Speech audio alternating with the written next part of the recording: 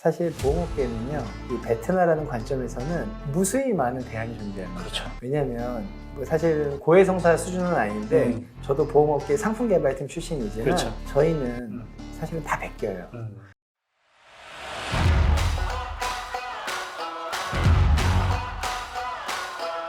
안녕하세요. 협상 전문가 류지현 변호사입니다. 오늘은 보험과 관련돼서 우리가 보험과 관련된 협상을 좀 초점 맞춰서 한번 이야기를 나눠보려고 하는데요. 오늘 모신 분은 프리라이언 네. 대표님 간략하게 본인 네. 소개 좀 해주시죠. 네, 안녕하십니까. 협상가 류지현 채널에 초대해 주셔서 감사합니다. 저는 프리라이언이라고 이제 유튜브에서 이제 현재 활동을 하고 있고요. 네. 보험을 전문으로 하는 마이크로 프로텍트라는 이제 스타트업 대표입니다.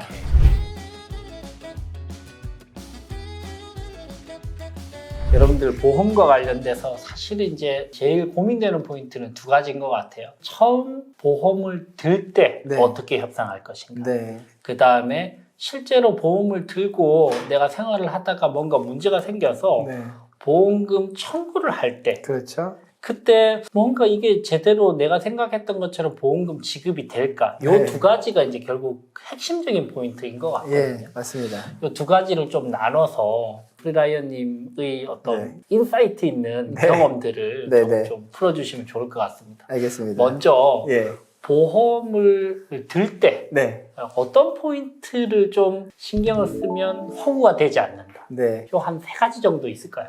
예. 제가 이제 주력으로 하던 일이 보험 상품 만들던 사람입니다. 네네. 제가 만들던 상품을 우리 이 방송을 보시는 일반 고객들이 가입을 하셨던 거였죠. 사실 오늘 저는 이제 류지현 변호사님을 통해서 협상이라는 관점이 너무 신선한 것 같아요. 네. 왜냐하면 우리 보통 물건을 산다고 하고 네. 보험을 가입한다고 하는데 이 사실 물건 사는 과정 자체도 협상이라고 그렇죠. 표현하셨으니까요. 그렇죠. 아, 그러면 사실 협상력을 가지고 물건을 사는 가장 좋은 방법. 오케이. 예, 가장 좋은 거는 결국 내가 보험을 살 때 알면 되는데. 그렇죠. 네. 근데 이 대한민국이 그 특히 저희가 좀 까다로운 나라인 게 우리나라 보험이요. 제가 자신 있게 말을 하는데요. 네. 전 세계에서 제일 복잡해요. 오케이. 네.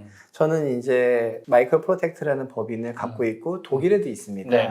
그리고 제가 또 공부는 영국에서 했거든요. 그러니까 제가 적어도 3개국은 다 경험해 봤는데 네네. 이렇게 복잡한 나라가 없습니다. 오케이. 그러니까는 결국에는 내가 보험을 가입을 할 때 경쟁력, 결국에는 내 앞에 계신 삼성화재 설계사가 있고 그 옆에 현대해상 설계사가 있을 때 난 사실은 대체가 된다라고 생각하면 오케이. 경쟁력 있게 고르면 되는데 오케이. 가입할 수 있는 그 보장 내역이 한 200개쯤 돼요. 상품을 가입을 스스로 할 수가 없는 구조가 되니까 결국엔 내가 설계사에게 의존하게 되는 것이고 내가 의존하게 되니까 그러면 이제 나는 사실 이제 가격 결정권이 없어진 거죠. 그렇죠. 자, 그럼 이제 이걸 어떻게 타파하냐? 오케이. 예, 제가 좀 요령을 좀 알려드릴게요. 보험을 가입하실 때 설계사를 만나시면 네. 사실 제일 먼저 해야 될 얘기가 있습니다. 뭐냐면요. 나는 무슨 보험 가입할래라는 정의를 하셔야 돼요. 오케이. 대표적으로요. 사람들은 아마 이 단어 많이 들어보셨죠? 종신보험이라고. 오케이. 네. 종신보험은 사실 저희 같이 이제 결혼하고 자녀 있는 사람이 나 죽었을 때 자녀한테 남겨주는 보험입니다. 오케이. 사실은 이건 내가 죽어야 나오는 돈이에요.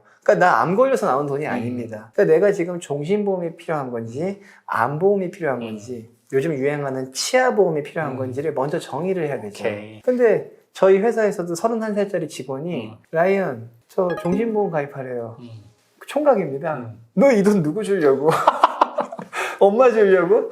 네, 제가 이렇게 얘기했거든요. 종신보험은 가입할 사람이 있고 아닌 사람이 있고. 오케이. 네, 저는 그래서 첫 번째는 구독자님들께서 방송을 보실 때 아, 내가 무슨 보험 가입해야 되는구나를 얘기하는데 그걸 디파인을 해야 돼요. 네, 정의를 해야 스스로. 돼요. 오케이. 근데 저는 요즘 이렇게 유행을 좀 얘기해 드릴게요. 요즘 사실 네. 그 종신보험이라고 불리는 사망담보 가입을 잘 안 하는 경향입니다. 이제 이 시대가 현실과 지금 이 순간을 많이 중시하게 돼서 그렇죠. 우리 가장들조차도 사실 종신보험 있는 거 해지하고 있거든요. 그래서 저는 드리고 싶은 얘기는 특히 건강보험, 뭐 제가 그냥 딱 2개 정도로 말씀드릴게요. 그냥 대한민국에서 보험이 필요하다라고 느낄 만한 사람이라면 누구나 실손의료비 보험은 갖고 가야 됩니다. 오케이, 실손. 그거는 이제 좀 젊은 분들은 한 2만 원 이내에 되거든요. 오케이. 그 다음에 정말 내가 죽을 것 같은 큰 병 걸렸을 때 그게 이제 암, 뇌, 심장이거든요. 오케이. 암, 뇌, 심장을 크게 진단비 주는 보험이다. 오케이. 제가 3대 진단이라고 표현하겠습니다. 네네. 이 정도를 정의를 해서 설계사를 만난 순간 나는 이런 보험이 필요해라고 말을 할 수 있어야 되고요. 오케이. 두 번째는 이겁니다. 저는 이거 정말 중요한데 음. 내가 설계사한테 가격 결정권을 줘야 됩니다. 무슨 말이냐면 설계사가 보험을 보통은 이렇게 짜서 와요. 네. 뭐 유재현 변호사님 한 달에 12만 원이에요. 그럼 깜짝 놀라시죠? 음. 내가 언제 12만 원짜리 보험을 해오랬다고. 그래서 사실은 보험을 가입하실 때 가입하시는 분이 설계사를 이용하시는 건 똑똑하게 이용하시면 돼요. 돈이 안 드니까. 나는 월납보험료 5만 원으로 짜주세요. 아, 오케이. 이렇게 얘기하시면 본인 돼요. 프레임을 정해줘야 돼요. 고객이 너무 똑똑하게 나 월납보험료 3만 5천 원 해주세요. 이러면 맞춰줘요. 오케이. 네. 근데 이게 없다 보니까 이제 계속 올라가. 가격 결정권 그리고 이 협상력이 설계사와 보험회사로 다 밀려간 거죠. 이게 이제 가입할 때 제가 드리는 팁 정도로 보시면 어떨까 아, 싶습니다. 너무 좋습니다. 네.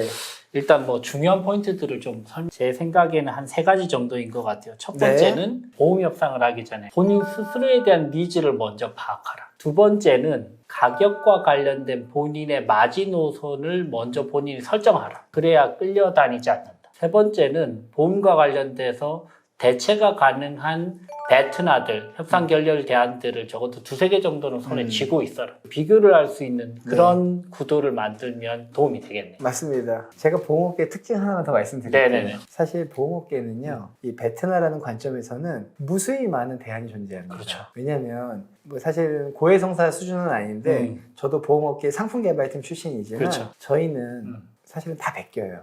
A사에서 무슨 상품이 나오면 B, C, D가 사실은 똑같이 만들 수 있습니다. 마치 정신도 공략처럼. 네. 그래서 삼성화재에서 이 상품을 45,000원에 여기만 들 수 있어라는 상품은 대한민국에 없다. 사실상 없습니다. 오케이. 너무 중요한 포인트인데. 네, 맞습니다. 그 너무 말은 중요합니다. 협상할 때 너무나 안심이 되는 말입니다. 맞습니다. 즉, 어딜 가도 비슷한 대안들이 존재한다는 거. 네. 보험에서는 그래서 이게 영향이 맞는지 모르겠지만 그러니까 자꾸만 이제 브랜딩을 강조하는 거예요. 그렇죠. 똑같으니까 이왕이면 삼성 들어라. 이왕이면은 뭐 한화생명 들어라. 네, 이런 얘기가 거기서 나오는 거죠. 그래서 광고도 브랜딩 광고가 많군요. 상품의 특성은 말할 수가 그렇죠, 없어요. 그렇죠. 똑같기 때문에. 그렇죠. 네. 자, 프리라이언님, 네. 그 두 번째는요. 네. 프리라이언님 모시고 저는 네. 이 부분 되게 궁금해요. 일단 보험을 들었어요. 네. 그리고 3년 넘게 계속 납부를 미루지 않고 했는데 네. 결국 어떤 뭐 상해 사고나 아니면 질병 사고가 생겨서 네. 보험금을 청구하려고 해서 네. 진단서도 떼고 뭐 영수증도 떼고 전부 다 뗐어요. 네. 청구를 했더니 이거는 저희가 보장해 드릴 수 없을 것 같습니다 라는 충격적인 대답을 받았어요. 이럴 때 우리는 어떤 태도로 어떤 전략을 가지고 이거 굉장히 당황스럽거든요. 어떻게 좀 접근해야 돼요? 여기서 결국엔 지금 이 상황은 보험금이라는 지급을 받아야 되는 특수한 사람에 걸린 상황이니까 그렇죠. 제가 좀 더 정확하게 알려드릴게요. 오케이. 여러분, 보험을 가입하실 때는 사실 약관에 모든 답이 다 있습니다. 오케이. 보험 약관에는 내가 가입한 보험 담보에 있어서 이게 어느 상황에 보험금을 준다, 어느 상황에 안 준다, 지급 사유, 지급하지 않는 사유가 다 명기가 돼 있고요. 네. 그리고 보통 지급 사유는 대한민국에서는 이제 이렇게 표현을 하죠. 병 같은 경우에는 우리는 보통 이제 KCD 코드라고 합니다. 질병 코드라는 게 가장 쉬운 표현인데 암에 걸리면 보통 C 코드라고 C44 이런 식으로 이제 코드를 부여받아요. 네. 약관을 보시면요. 예를 들면 이렇게 나와 있죠. 당신이 암에 걸렸을 때 한 페이지가 이제 C 코드 몇 번부터 몇 번까지는 보험금을 준다고 써 있어요. 자, 그럼 이제 원칙대로 말씀드릴게요. 분명히 보험금 주는 사유에서 코드까지 명기가 돼 있으면 사실 이건 줘야 돼요. 오케이. 이건 예를 들면 아주 간단하게 인터넷에 뭐 손해사정이라고 가볍게 상담해 주는 곳도 많습니다. 네. 지금 나는 몇 년도 무슨 상품, 그러니까 이게 되게 중요한 건 내가 몇 년도 무슨 보험을 들었는지는 약관이 그때그때 바뀌니까 그 약관을 들고서 얘기를 해야 돼요. 오케이. 나는 몇 년도 무슨 약관을 가지고 어디에 뭐 암이 걸렸다, 어디에 뭐 충수염 수술을 했다. 이런 그 두 개의 증빙 자료를 가지고 청구를 하는 건데 네. 여기서 분명히 약관에 나온 대로 난 분명히 했어요. 다만 이제 약관에는 써있지 않은 뭔가의 다른 이유. 우리 그냥 일반인의 눈에 봐서도 보험금 지급 사유. 나는 지급 사유 안에 들었어. 지급하지 않는 사유 아니야. 난 분명히 지급 사유 맞아. 그러니까 일반인의 눈에 봐서도 그리고 이게 맞다라고 생각하시면 이건 맞는 건데 자, 그러면 이제부터 이제 지루한 싸움이 시작될 수 있어요. 그래서 좀 어려운 얘기지만 솔직하게 얘기하자면 이런 경우에는 금융감독원을 찾는 게 가장 빠릅니다. 오케이. 네.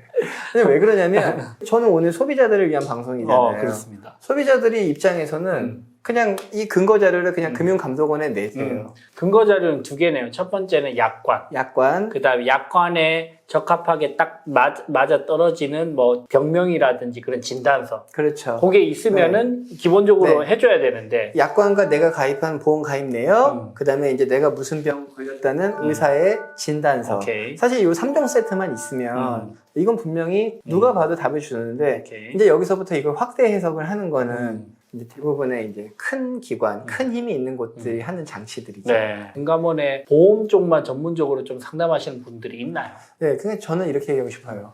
우리 일반인들은 사실 늘 변호사님을 만나고 늘 손해사정 담당자를 만나서 물어볼 힘이 없고 네. 돈이 없잖아요. 네. 근데 금융감독원 민원팀은 사실 그런 걸 하는 게 업인 팀이에요. 오케이. 대한민국에서 사실 금감원 민원의 절반은 보험금 청구 민원이에요. 그렇구나. 그러니까 최소한 내가 불합리하다고 느끼고 내가 손해사정 전문가를 고용할 돈이 없다면 그걸 받아줄 수 있는 곳이 금감원이기 때문입니다. 오케이. 네. 그 민원팀으로부터 우리가 접수를 하면 네. 그 다음 과정은 어떻길래 회사 입장에서는 굉장히 껄끄러워지는 건가요? 저도 이제 뭐 보험회사 출신이지만 대한민국의 모든 금융회사는 사실 금융감독원 민원 개수를 다 카운팅을 하고 있어요. 그렇군요. 그러니까 우리 입장에서 사실 되게 좋지 않은 안 거죠. 좋은 거네요. 네. 그 민원이 있었다는 것만으로도. 네, 그래서 빨리 민원도 취하하고 싶은 거고요. 네. 이게 마치 그 상호간의 법정 뭐 민사 소송의 취하의 개념은 아니지만 그렇죠. 민원이란 숫자 자체도 우리 금융기관들은 원치 않거든요. 그러면 지금 정리를 해보면 보험 가입 이후에 우리가 보험금을 청구할 때 세 가지 패키지는 미니멈 필요하다. 네. 첫 번째 보험 가입 내역서, 네. 두 번째 약관, 네. 세 번째 진단서. 네. 요걸 가지고 우리가 청구를 하는데 네. 청구 이후에 만약에 생각처럼 움직이지 않는다면 금감원, 네. 민원실도 한번 네. 생각해 보세요. 근데 우리 오늘 여기서 네. 우리 소비자분들이 네. 약점으로 잡힐 부분이라는 건 하나 말씀을 드려야 될 것 같아요. 결국엔 보험에 가입을 할 때는 아마 다들 기억이 나시겠지만 가입 전에 알리름을 게 있습니다. 오케이. 그 알리름을 하는 거에서 예를 들어 지난 뭐 3개월 동안에는 의사의 어떤 치료를 받은 적이 없다. 뭐 2년간은 입원 수술한 적이 없다. 그런 거기에 질문이 있는데 거기에서 분명히 아니오라고 했다면 네. 그건 진짜 아니어야 되거든요. 네네. 근데 이제 보험사들이 깐깐하게 하다 보면 진짜 조사에 들어가요. 그리고 이분에 대한 내역을 훑어요. 실제로 그래서 보험금이 조금 크면 그렇게까지 그럴 수 하겠네요. 있습니다. 그래서 분명히 가입 전 알리름에 난 지난 2년간 입원 수술한 적이 없다라고 없는데 했는데 왜 있었냐? 만약 고지 의무의 위반이라는 게 걸리게 되면 이 경우에는 분명한 건 또 우리 소비자가 그렇죠. 코너에 몰릴 수는 있습니다. 그 부분은 좀 미리 주의를 해야 되겠네요. 그래서 사실은 보험 가입할 때 고지와 알림의 의무는 정확하게 해야 되는데 간혹 이제 본인은 별 문제 없을 거야 하면서 할 수도 있고 이것까지 알겠어. 네, 뭐 이럴 이것까지 수도 알겠어라는 그 마음이 좀 있죠. 어. 근데 사실 이제 이 보험회사는 몇십 년째 그것만 하는 회사니까 작정하고 조사하려고 들면 제대로 이제 또 알겠습니다. 합니다. 그런 부분 좀 주의하셔야 되겠네요. 네, 가입을 할 때. 가입을 할 때. 네. 알겠습니다. 오늘 플라이어님 모시고 보험 가입 시의 네. 협상법 네. 그리고 보험금 청구할 때 우리가 어떤 방식으로 좀 협상을 할 수 있을지에 대해서 한번 이야기 나눠봤습니다. 네. 너무 즐거웠고요. 또 뵙겠습니다. 네. 네. 네. 고맙습니다.